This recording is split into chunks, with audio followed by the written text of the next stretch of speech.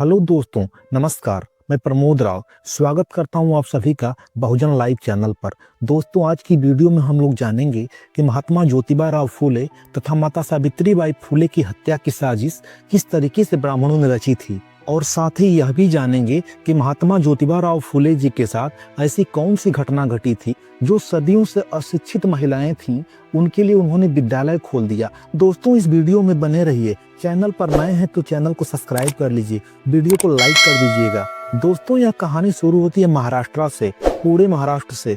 वहाँ पे 11 अप्रैल 1827 ईस्वी को महात्मा ज्योतिबा राव फूले का जन्म होता है। उनके पिता का नाम गोविंदराव फूले तथा माता का नाम चिमनबाई फूले होता है। दोस्तों, आप लोगों को पता ही है कि शूद्रों को शिक्षा का अधिकार नहीं था, और महात्मा ज्योतिबा राव फूले माली समाज से थे। क्योंकि वह भी शूद्र थे तो उनको भी शिक्षा का अधिकार नहीं था। लेकिन उस समय ब्रिटिश राज आ गया था, अंग्रेज भारत में आ चुके थे। इस वजह से थोड़ा बहुत अधिकार शूद्रों को मिल चुका था शिक्षा का। उनमें से एक महात्मा ज्योतिबा राव फूले भी थे। उन्होंने 10वीं तक की भी पढ़ाई कंप्लीट कर ली थी। दोस्तों, पढ़ाई के दौरान ही उनकी मित्रता एक ब्राह्मण से हो जाती है। वह ब्राह्मण लड़का अपनी शादी में महात्मा ज्योतिबा राव फूले को आमंत्रित करता है, पर महात्मा ज्योतिबा राव फूले उस शादी में पहुंच जाते हैं। जब शादी में महात्मा ज्योतिबा राव फूले पहुंचते हैं, ब्राह्मण धर्म के हिसाब से एक संस्कार होता है। संस्कार ये होता है कि जितने भी मेहमान आए रहते हैं, सभी मेहमानों का परिचय बनता है। परिचय बनाने के दौरान लोगों में उथल पुथल मच जाती है। यह लड़का कौन है? इसको तो हम लोग नहीं पहचान रहे हैं। ये कहाँ से आ गया है? इसका परिचय क्या है? इसका गोत्र क्या है? चारों तरफ चर्चा होने लगती है। लेकिन उसी में से कोई पहचान लेता है और जा करके कहता है, यह तो शूद्र समाज का लड़का है, यह हम लोगों के शादी में कैसे आ गया? और यह बात ब्राह्मणों को बर्दाश्त नहीं होती है। 2-3 ब्राह्मण जा करके महात्मा ज्योतिबा राव फूले से पूछते हैं, तुम इस शादी में कैसे आए हो? तुम अपना परिचय दो। तब ज्योतिबा राव फूले जी कहते हैं कि मेरा परिचय जानकर आप क्या करेंगे? और सभी ब्राह्मण जिद पे तुल जाते हैं और कहते हैं कि नहीं, अपना परिचय बताइए। तब ज्योतिबा राव फूले जी कहते हैं, अगर मेरा परिचय आपको जानना ही है तो जो दूल्हा बनना है उसी से जा करके पूछ लीजिए मेरा परिचय वही बताएगा। लेकिन इधर तो सभी लोगों को पता चल चुका होता है कि यह तो शूद्र लड़का है, यह तो गोविंदराव फूले का लड़का है, यहाँ कैसे आ गया है? इसके बाद तुरंत महात्मा ज्योतिबा राव फूले को सभी लोग मिलकर के मारने लगते हैं। मार करके उनको उस बारात से बाहर निकाल दिया जाता है। महात्मा ज्योतिबा राव फूले दुखी मन से नाराज और रोते हुए अपने घर पहुंचते हैं। जा करके यह पूरी कहानी, ये पूरी बात अपने पिता को सुनाते हैं और कहते हैं, ये पिताजी, उन लोगों ने मुझे मारा है, तो इसके बदले में आप क्या कह रहे हैं? मैं क्या करूं? तब महात्मा ज्योतिबा राव फूले जी के पिता गोविंदराव फूले जी कहते हैं कि अभी बहुत अच्छा हुआ है, उन लोगों ने तुमको जिंदा छोड़ दिया। क्योंकि ब्राह्मण धर्म शास्त्रों के अनुसार शूद्रों को उनके शादी विवाह में प्रवेश वर्जित है, और जो चला जाएगा वो जिंदा वापस नहीं आता है। तुम तो अभी जिंदा आ गए हो, तो धन्यवाद करो ब्राह्मणों का कि तुम अभी जीवित हो। अपने पिता की बात सुन करके महात्मा ज्योतिबा राव फूले अवाक हो जाते हैं। सोचने लगते हैं कि मेरे पिता मेरा साथ नहीं दे रहे तो दुनिया क्या साथ देगी। वह बहुत ही निराश हो जाते हैं और निराश होकर के अब सोचते हैं कि मैं आत्महत्या कर लूंगा, मेरे जीने का कोई मतलब नहीं है। मुझे इतना अपमानित किया गया, इतना बेइज्जत किया गया, मेरे साथ इतनी मारपीट हुई है, फिर भी मेरे पिता मेरा साथ नहीं दे रहे हैं। तो दोस्तों, आत्महत्या करने के लिए वह चले जाते हैं एक पुल पे। जैसे ही पुल पर पहुंचते हैं और पुल पे कूदने को सोचते हैं और बैठ करके यह बात सोचने लगते हैं कि कितना मुझे अपमानित किया गया, कितना पिताजी ने मुझे अपमानित किया। यह बात बैठ करके पुल पे सोच ही रहे होते हैं कि कुछ ही दूरी पे 4 लोग आते हुए दिखाई देते हैं। चारों लोगों को देख करके थोड़ी देर के लिए सहम जाते हैं, रुक जाते हैं। वह चारों लोग धीरे धीरे इनके करीब आते हैं। वह उत्सुकता बस पास आकर के पूछने लगते हैं कि क्या हुआ है, तुम इस तरीके से पुल पे लटके हुए हो? तब महात्मा ज्योतिबा राव फूले पूरी कहानी बताते हैं कि मैं शादी में गया था तो मेरे साथ क्या हुआ और पिताजी ने मेरे साथ क्या किया। यह बात सुन करके वह चारों लोग बहुत जोर जोर से हंसने लगते हैं, और हंसता हुआ देख करके महात्मा ज्योतिबा राव फूले और दुखी हो जाते हैं। आखिर क्या बात है? आश्चर्यचकित हो जाते हैं कि ये लोग हंस क्यों रहे हैं। तब वह चारों लोग कहते हैं कि बस इतनी सी बात है, बस इतनी सी बात पे तुम मरने आ गए? हमसे पूछो, हमको देख लो, हमारे गले में बरसों से ये मटकी टंगी हुई है, हमारे कमर में बरसों से झाड़ू टंगा हुआ है। हम तो मरने नहीं आए, हम तो संघर्ष कर रहे हैं, लड़ रहे हैं, और तुम इतनी छोटी सी बात पे मरने आ गए।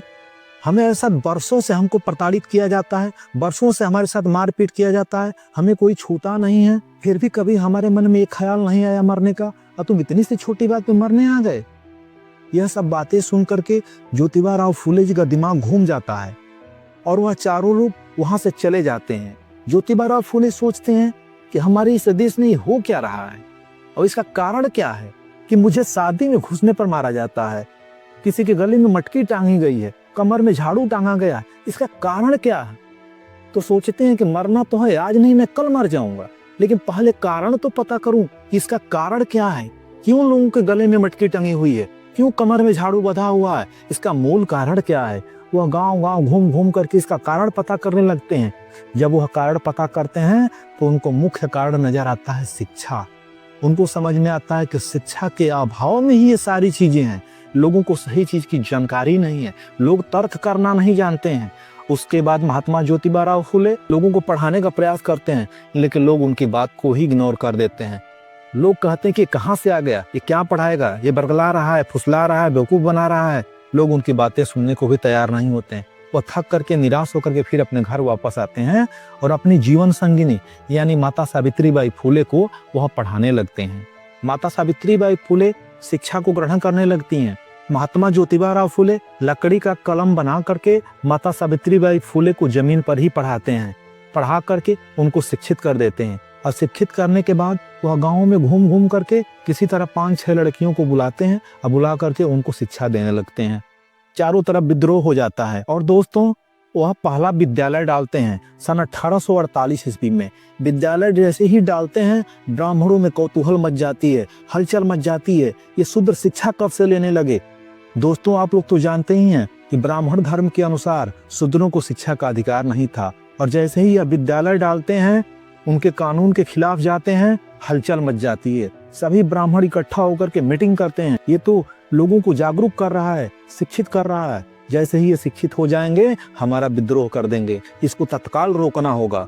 रोकने के लिए वो लोग तुरंत जा करके पहले महात्मा ज्योतिबा राव फूले के पिता से मिलते हैं और जा करके धमकी भरे अंदाज में कहते हैं कि अपने बेटे को तुम मना कर दो, वह लोगों को शिक्षित करने निकला है, जल्दी से जल्दी मना करो, अगर मना नहीं करोगे तो उसके टुकड़े कर दिए जाएंगे। यह बात सुनते ही पिताजी डर जाते हैं और शाम को जैसे ही महात्मा ज्योतिबा राव फूले घर पहुंचते हैं पिताजी जा करके रोक देते हैं, कहते हैं कि क्या कर रहे हो, क्या चाहते हो, जीना नहीं चाहते हो।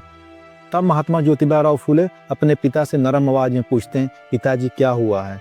तब वह पूरी बात बताते हैं कि ब्राह्मणों का एक गुट हमारे घर आया था, वह तुमको धमकी दे करके गया है और कहा है उन लोगों ने कि जितनी जल्दी तुम मान जाओ, जब तुम मान जाओगे तो तुम्हें वो लोग बख्श देंगे। पिताजी की बात सुन करके महात्मा ज्योतिबा राव फूले जी कहते हैं कि मैं बिल्कुल नहीं मानूंगा, मैं एक मिशन पे निकला हूँ। गोविंद राव फूले जी कहते हैं तुम नहीं मानोगे तो तुम मेरा घर छोड़ करके यहाँ से चले जाओ, तुमसे मेरा कोई रिश्ता नहीं होगा। तब महात्मा ज्योतिबा राव फूले कहते हैं कि हमको पता है, मैं अच्छी तरह से जानता था कि जिस दिन मैं इस अभियान को लेकर के चलूंगा उस दिन सबसे पहला विरोध मेरे घर से होगा और दूसरा विरोध मेरे समाज से होगा, तो मैं इसके लिए पहले से तैयार था। मैं आपका घर छोड़कर जाने के लिए तैयार हूँ। और दोस्तों वह अपना घर छोड़ करके अपनी जीवन संगिनी के साथ बाहर चले जाते हैं और बाहर जा करके लगातार वह कई विद्यालय डालते हैं, लेकिन ब्राह्मणों में कौतूहल मची रहती है। इन दोनों को खत्म कैसे किया जाए, खत्म करने की साजिश रच देते हैं। ब्राह्मणों के गुट में से कुछ ब्राह्मण जाते हैं जंगल में जहाँ लकड़हारा लकड़ी काट रहे होते हैं। 2 लकड़हारा रहते हैं, लकड़हारा ब्राह्मणों को देख करके डर जाते हैं और पेड़ से उतर के नीचे आते हैं। लकड़हारों को ये लगता है कि जंगल के मालिक आ गए हैं। तब वह ब्राह्मण पूछते हैं कि यहाँ पे क्या कर रहे हो। तो लकड़हारा जवाब देते हैं कि मालिक हम लकड़ी काट रहे हैं, इस लकड़ी को काट करके ले जाके बाजार में जब बेचेंगे तो उससे जो पैसे आते हैं हमारे बच्चों का उसी से पेट पलता है, हमारे परिवार का उससे पेट चलता है। उसके बाद ब्राह्मण डांट फटकार लगाते हैं और लगा करके कहते हैं लकड़ी काट रहे हो तो काटो, कोई बात नहीं, लेकिन तुमको कुछ और भी काटना है। अगर काटने के लिए तैयार हो तो तुमको हम लोग बख्श देंगे और कोई सजा नहीं देंगे, और काटने के बदले में तुमको इनाम भी देंगे हम लोग, और इनाम में तुमको स्वर्ण मुद्राएं दी जाएंगी। स्वर्ण मुद्राओं का नाम सुन करके दोनों लकड़हारा तैयार हो जाते हैं, कहते हैं कि मालिक हम लोग का काम ही है काटना, तो हम लोग काटेंगे, बस ये बता दीजिए कि क्या काटना है, कहाँ काटना है। तब वो ब्राह्मण कहते हैं कि तुम हमारे साथ आओ और धीरे धीरे चलो, हम बताते हैं तुमको कहाँ क्या काटना है। वह लोग दोनों लकड़हारा को लेकर के माँ ज्योतिबा फूले और माता सावित्रीबाई फूले ने जो कुटिया बनाई होती है, कुटिया के पास वो लोग पहुंच जाते हैं और जा करके कहते हैं कि उसी कुटिया में 2 लोग हैं, उन्हीं दोनों लोगों को काटना है, जाओ और जा करके काट करके आओ। दोनों लकड़हारा बोलते हैं ठीक है मालिक, आप यहीं खड़े रहिए, हम लोग काट करके आते हैं। वह लोग धीरे धीरे कुटिया में जाते हैं। जैसे ही कुटिया में पहुंचते हैं, कुटिया के अंदर अंधेरा होता है और महात्मा ज्योतिबा फूले दीपक जला करके अपनी जीवन संगिनी माता सावित्रीबाई फूले को पढ़ा रहे होते हैं। तब तक हल्की सी आवाज होती है। महात्मा ज्योतिबा फूले मुड़कर देखते हैं कि ये 2 लोग कौन हैं, कहाँ से आ गए। तो पूछते हैं कि आप लोग कौन हैं। अब वह दोनों लोग कहते हैं कि बोलो मत, हम लोग तुमको काटने आए हैं। महात्मा ज्योतिबा फूले उन दोनों लकड़हारों की बात सुन करके पूछते हैं कि ठीक है, हमें काटने आए हो, लेकिन हमें काट करके तुम्हें क्या मिलेगा और तुमको किसने भेजा है मुझे काटने के लिए। तब वह दोनों लकड़हारा बताते हैं कि बाहर कुछ लोग खड़े हैं, उन्हीं लोगों ने मुझे काटने के लिए भेजा है और उन्होंने कहा है कि हमें कुछ स्वर्ण मुद्राएं देंगे, उन स्वर्ण मुद्राओं से हमारे बच्चों का पेट पलेगा।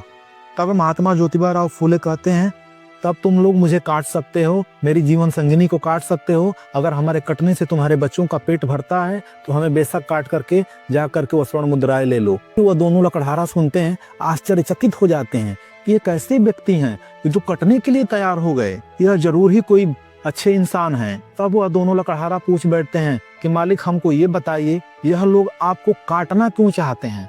तब महात्मा ज्योतिबा फूले पूरी कहानी बताते हैं।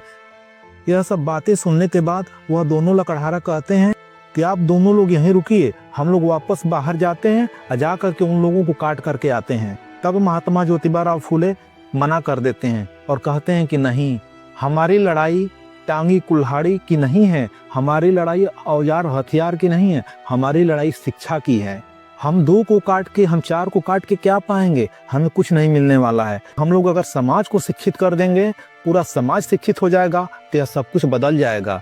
यह बात सुन करके वह दोनों लोग रोने लगते हैं और कहते हैं कि आप इतने बड़े महात्मा हैं, इतने विद्वान व्यक्ति हैं और हम लोग आपको काटने आए थे, हम लोग से बहुत बड़ा गुनाह हो गया। हमारे घर की औरतें भी और हम लोग भी आपके शरण में आकर के शिक्षित होना चाहते हैं। उसके बाद महात्मा ज्योतिबा फूले तथा माता सावित्रीबाई फूले ने पूरे समाज को बदलने में बहुत बड़ी भूमिका निभाई। तो दोस्तों, आज की यह कहानी माता सावित्रीबाई फूले और महात्मा ज्योतिबा फूले की आपको कैसी लगी, कमेंट करके जरूर बताइएगा।